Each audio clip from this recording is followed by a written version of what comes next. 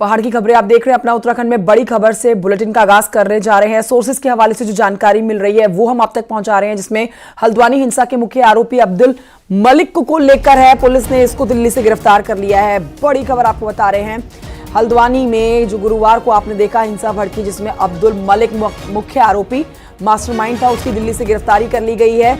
अब दिल्ली से रवाना हो चुकी है उत्तराखंड पुलिस इसको लेकर, ये जानकारी मिल रही है। बड़ी जानकारी दे रहे हैं अब्दुल मलिक की गिरफ्तारी से जुड़ी हुई उत्तराखंड पुलिस अब्दुल मलिक को लेकर दिल्ली से रवाना हो चुकी है। इससे पहले कल 5 आरोपियों को हल्द्वानी से गिरफ्तार किया गया था और 16 नामजद समेत करीब 5000 लोगों के खिलाफ केस दर्ज किया गया है हल्द्वानी हिंसा से जुड़ा हुआ।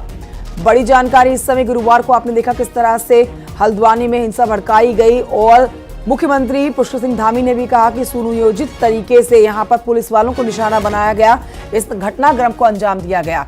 और अब जो मास्टरमाइंड था, मुख्य आरोपी था अब्दुल मलिक, जिसकी छानबीन के लिए, जिसकी धरपकड़ के लिए लगातार दबिश दी जा रही थी, उसकी गिरफ्तारी दिल्ली से की गई है। मास्टरमाइंड अब्दुल मलिक दिल्ली से गिरफ्तार हो चुका है। सोर्सेज के हवाले से बड़ी जानकारी मिल रही है। सटीक जानकारी हमारे सहयोगी इस पर देंगे। फिलहाल जो जानकारी हम तक पहुंची है वो हम आपको बता रहे हैं कि अब्दुल मलिक की गिरफ्तारी कर ली गई है और अब दिल्ली से उसको उत्तराखंड पुलिस लेकर उत्तराखंड के लिए रवाना हो चुकी है। तस्वीरें आप देख रहे हैं, ये है अब्दुल मलिक जो कि पुलिस के साथ भी नोकझोंक कर रहा है इस समय। हल्द्वानी हिंसा का मास्टरमाइंड, कई पुलिस वालों को यहां पर निशाने पे लिया गया, पत्थर उनके ऊपर बरसाए गए और इस पर मुख्यमंत्री पुष्कर सिंह धामी ने भी कहा कि ये पूरी प्लानिंग के तहत, तैयारी के तहत इस घटनाक्रम को अंजाम दिया गया। हल्द्वानी दंगे में एसपी के बड़े नेता का भाई भी गिरफ्तार हो चुका है। एसपी नेता अब्दुल मतीन सिद्दीकी का भाई जावेद सिद्दीकी गिरफ्तार हुआ है। ये वीडियो आप जो देख रहे हैं, इसी वीडियो के आधार पर ये गिरफ्तारी की गई है जावेद सिद्दीकी की। बनभूलपुरा में 17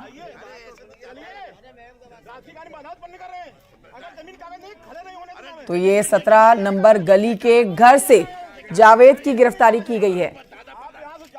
तो जावेद पर पुलिस को धमकाने और दंगा भड़काने का आरोप लगा है। जो तस्वीरें, जो वीडियो हम आपको दिखा रहे हैं, उनमें आप देखेंगे वही शख्स है जो कि पुलिस के साथ भी धक्का मुक्की कर रहा है, बहस कर रहा है।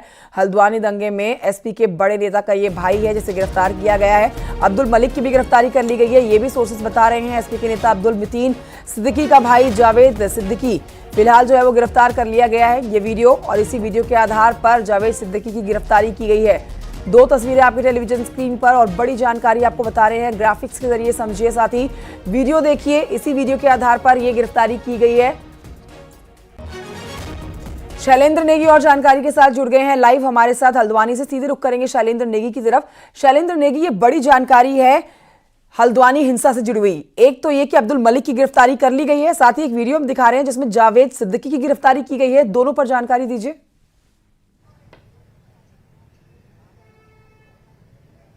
देखिए, बिल्कुल जिन 5 आरोपियों की गिरफ्तारी हुई थी उसमें अब्दुल मतीन सिद्दीकी जो कि समाजवादी पार्टी के प्रभारी हैं, उनके भाई की गिरफ्तारी हुई है। वो कल गिरफ्तारी हुई थी, लेकिन अभी की सबसे बड़ी खबर यह आ रही है कि जो इस पूरे के पूरे घटनाक्रम का मास्टरमाइंड माना जा रहा है, मुख्य आरोपी जिसको पुलिस मान के चल रही है, वो है उसकी गिरफ्तारी हो चुकी है। अब्दुल मलिक की गिरफ्तारी हुई है। दिल्ली एनसीआर से इसको गिरफ्तार किया गया है और वहां से इसको लेकर के पुलिस आ रही है उत्तराखंड हल्द्वानी। इस समय मैं हल्द्वानी कोतवाली के ठीक बाहर मौजूद हूं और यहीं पर उसको लाया जाएगा और फिर इंट्रोगेशन होगा और उसके बाद पुलिस एक चार्जशीट तैयार करेगी। और अब्दुल मलिक पर कई तरीके के गंभीर आरोप हैं। गंभीर आरोप इसलिए हैं क्योंकि वो सरकारी जमीन पर कब्जा करके न सिर्फ प्लॉटिंग कर रहा था 50-50 रुपए के स्टाम्प पेपर पर, बल्कि वो और भी ज्यादा इस जमीनें कब्जाने के लिए मदरसे का निर्माण इसमें कर दिया था। उसने एक मस्जिद का निर्माण कर दिया था। हालांकि न तो मदरसा रजिस्टर्ड था और न ही मस्जिद कहीं पर उसका अस्तित्व जो है वो धार्मिक किताबों में था। यानी हल्द्वानी के कोई भी जो धार्मिक रिकॉर्ड होता है, पुलिस का जो 8 नंबर का रजिस्टर होता है, उसमें भी कहीं इस मस्जिद और मदरसे का किसी बात का जिक्र नहीं था। ऐसे में बेहद साफ है, प्रशासन के पास ये पुख्ता सबूत है कि अब्दुल मलिक नाम का ये शख्स लगातार हल्द्वानी में एक भूमाफिया के तौर पर काम कर रहा था। ये बहुत पुरानी फैमिली है हल्द्वानी की और ये उसी से जुड़ा हुआ शख्स है और इनका बड़ा कारोबार है हल्द्वानी के अंदर। लेकिन बनभूलपुरा में जितनी भी जमीनें बिकी हैं या फिर विवादित जितनी भी प्रॉपर्टी हैं, उनमें आए दिन अब्दुल मलिक का नाम सामने आता रहा है। और यही नहीं, सरकार और पुलिस प्रशासन की तैयारी उसको ला करके उसके ऊपर गैंगस्टर समेत NSA लगाने की पूरी तरीके से तैयारी है। लेकिन यह पहला मामला नहीं है जब अब्दुल मलिक पर एनएसए लगाया गया हो। अब्दुल मलिक पर इससे पहले भी हत्या के एक आरोप में गंभीर आरोप उस पर लगे थे और गंभीर आरोप लगे थे अब्दुल मतीन सिद्दीकी के भाई की हत्या में। 1990 के दशक के आसपास की यह घटना है, तब पूरी तरीके से गैंग वॉर टाइप का हुआ था और तब ये मुख्य आरोपी के तौर पर उस घटना में भी शामिल थे, लेकिन बाद में बरी हो गए। ठीक है शैलेंद्र, ये मतलब शैलेंद्र ये गिरफ्तारी कई मायनों में इसीलिए अहम हो गई थी और देखिए ऐसे इनपुट्स भी मिल रहे थे सुरक्षा बलों को गुरुवार के बाद से ही कि जो अब्दुल मलिक है, जो मुख्य मास्टरमाइंड है इस पूरे घटनाक्रम का, वो दिल्ली में छुपा हो सकता है, दिल्ली भाग चुका है और इसी वजह से दिल्ली में भी दबिश दी जा रही थी। कोई जानकारी आप तक मिल पाई हो, आप तक पहुंची हो कि आखिरकार कैसे इसको धर दबोचा गया है और दिल्ली में किस तरह से टीमें पहुंची, कहां से दिल्ली से इसकी गिरफ्तारी हुई है?